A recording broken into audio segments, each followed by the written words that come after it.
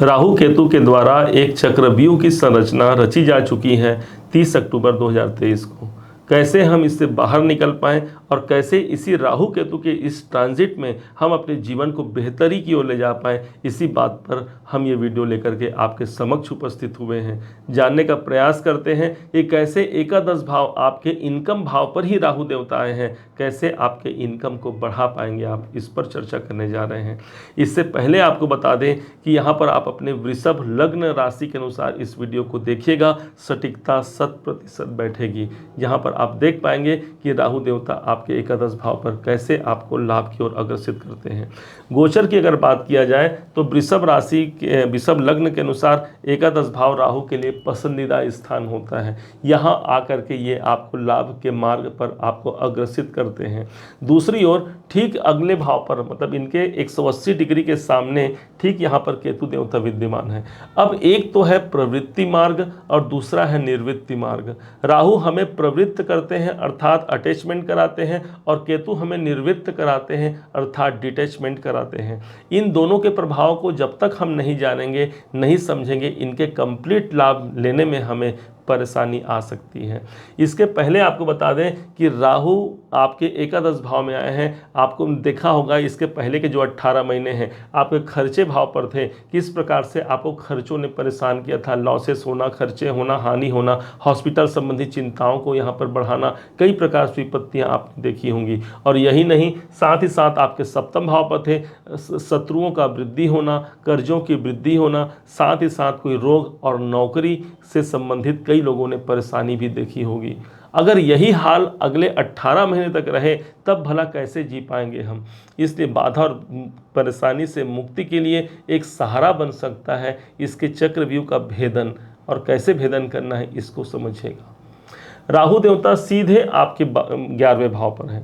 इसका मतलब ये हो गया, इसके प्रभाव को आप समझिए कि राहु मतलब कि आपका सबसे ज़्यादा फोकस कहाँ होना चाहिए, आपके लाभ के लिए। कहाँ से मुझे लाभ प्राप्त होगी, कहाँ से मुझे इनकम प्राप्त होगी, ये ड्यूटी आपकी है, ये कर्तव्य आपका है। राहु यहाँ पर उपस्थित है। याद रखिएगा, राहु के पास ऊपरी हिस्सा है, उसके पास धड़ नहीं है। धड़ का भाग केतु है, ऊपरी भाग राहु है। इसलिए सदैव वो खोजता रहता है कि मुझे भोजन कहाँ से मिले। भूख है तो आपकी भूख इस समय पर सबसे ज़्यादा रहनी चाहिए कि मेरे इनकम कैसे बढ़े।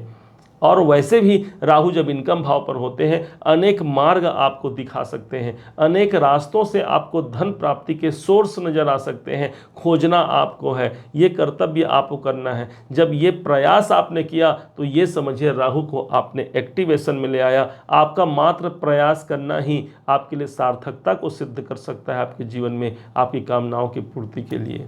दूसरी ओर यही वो स्थान है जहाँ पर से हमारी कामनाओं की पूर्ति होती है। आप देख लीजिएगा, पूरे 18 महीने तक जो भी आपके ड्रीम है, जो भी आपके डिज़ायर है, उसके लिए आप सबसे ज़्यादा काम करने वाले हैं।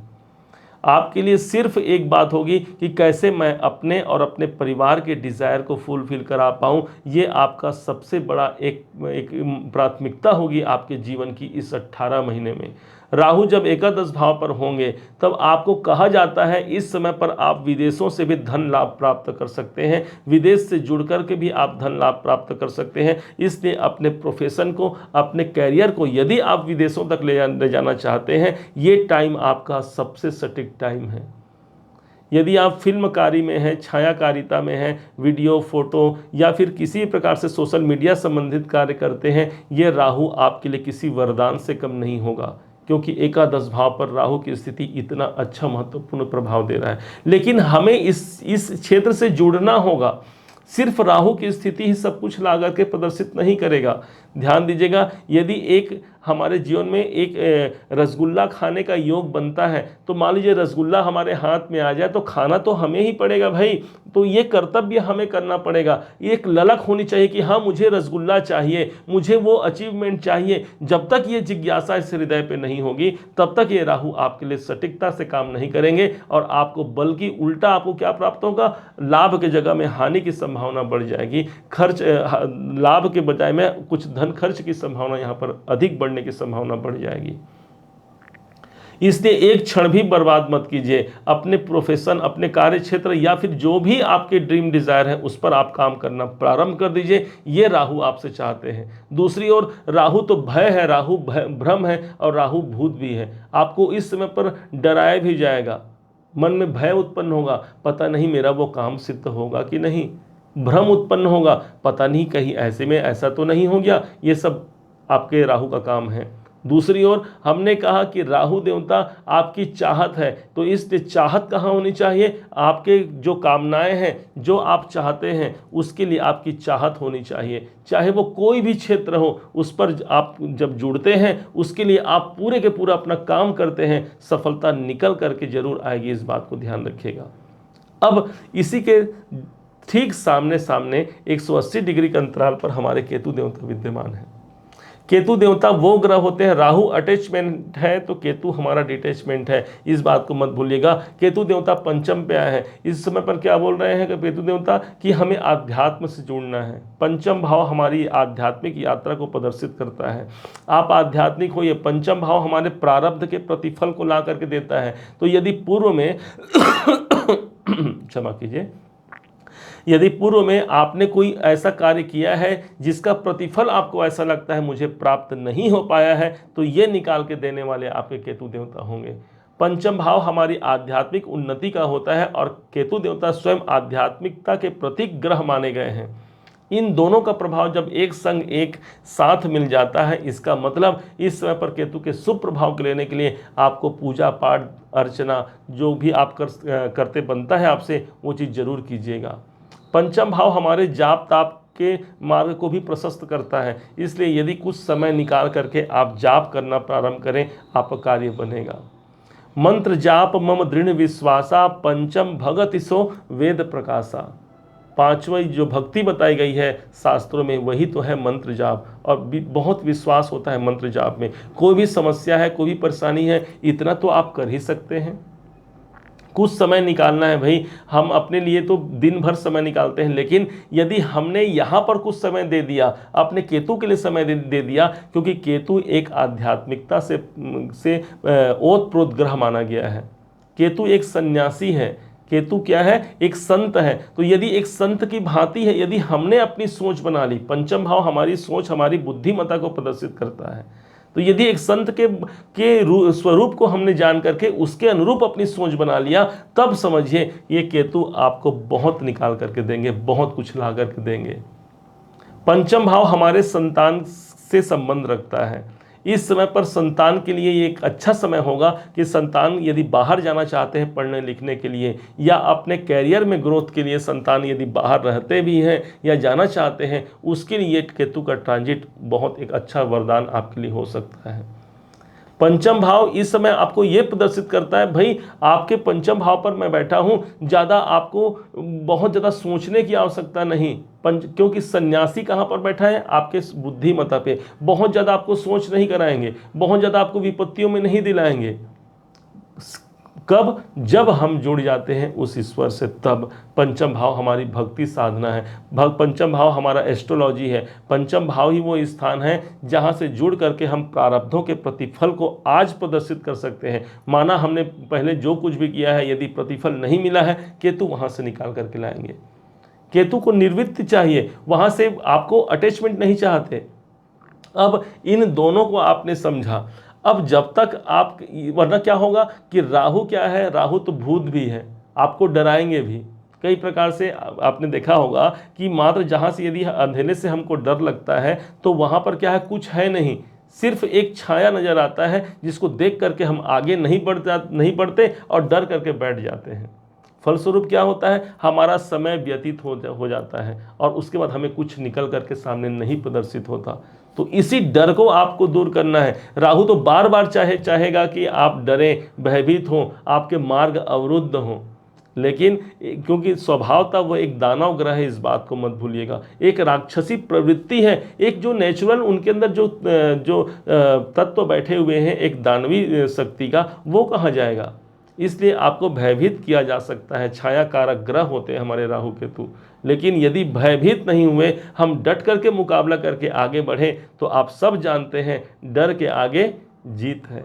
और यही जीत आपके जीवन पर आप अचीव कर पाएंगे। राहु को जब भूख लगती है, ऊपर का भाग राहु है, तो वो यही सोचता है खाए जाओ खाए जाओ, अर्थात जितना आ जाए उतना कम है। ये भूख रहेगी अपने अंदर, हमारे अंदर होनी चाहिए कि जितना भी धन आ जाए, जो भी हमारी कामना पूर्ति होनी है वो सब हमने करना है। ये भूख जब हमने जगा लिया तो ये समझिए राहु को आपने प्रभावी बना लिया। और सिर्फ जगाने से कुछ नहीं होगा भाई, हमको वहाँ काम भी करना पड़ेगा, तब जा करके इतना कुछ ला करके राहु हमारे सामने प्रदर्शित कर जाएंगे, शायद आपने कभी सोचा भी नहीं होगा। यह है इस चक्रव्यूह को तोड़ने का एक सबसे बहुत बेहतर तरीका। दूसरा और सबसे प्रभावी, राहु के लिए हम सदैव बोलते हैं कि राहु से कभी डरना मत। राहु से जो डरा नहीं वही अपने जीवन पे आगे विजेता के रूप में एक दिन पूरे संसार में उसका ध्वजा फहराएगा। और इसी कारण से राहु 11th हाउस का राहु सदैव सफलता और शुभ कारक होता है। हमने हजारों कुंडलियां देखी हैं, राहु जब एकादश भाव में होते हैं सदैव उनके इनकम का जो लेवल होता है वो कोई थोड़ा मोड़ा नहीं होता। करोड़ों और अरबों अरबपति की कुंडली पे आप देख लीजिए, राहु का प्रभाव कहीं न कहीं 11वें भाव से जरूर होगा। इतना कुछ धन देने के लिए ये बाध्य होता है, राहु यहाँ पर आए हुए हैं। दूसरा सबसे प्रभावी उपाय ये हो जाएगा कि इसी समय पर गाय के गोबर से गौरी गणपति का निर्माण कीजिए और एक पिंडी बना करके रख सकते हैं, उसके प्रतिदिन अपने घर पर रख करके उसकी पूजन कीजिए और पूजन कीजिए, प्रार्थना कीजिए। क्योंकि केतु रिप्रेजेंट करता है भगवान श्री गणेश जी को और राहु रिप्रेजेंट करता है माँ जगदम्बा जी को। तो राहु केतु के स्वरूप अर्थात राहु केतु के प्रभाव को यदि डाउन करना है, कमजोर करना है, तो गौरी गणपति का सहारा हमें लेना पड़ेगा। एक तरफ तो विघ्न हरण मंगल करण भगवान से गणनायक हैं, तो दूसरी तरफ माता जगदम्बा जी की जब हम आरती गाते हैं तो क्या बोलते हैं, या अम्बे जी की आरती जो कोई जन गावे, कहत शिवानंद स्वामी सुख संपत्ति पावे। तो ऐसे सुख संपत्ति को देने वाली माँ जगदम्बा है और उन्हीं के कारक माने गए हैं राहु को। तो राहु सोचिए आपके इनकम भाव पर आकर के कितना सुख संपत्ति आपको दे जाएंगे, आप संभाल सकने योग्य भी नहीं होंगे, इतना ज़्यादा दे जाएंगे यही राहु देवता।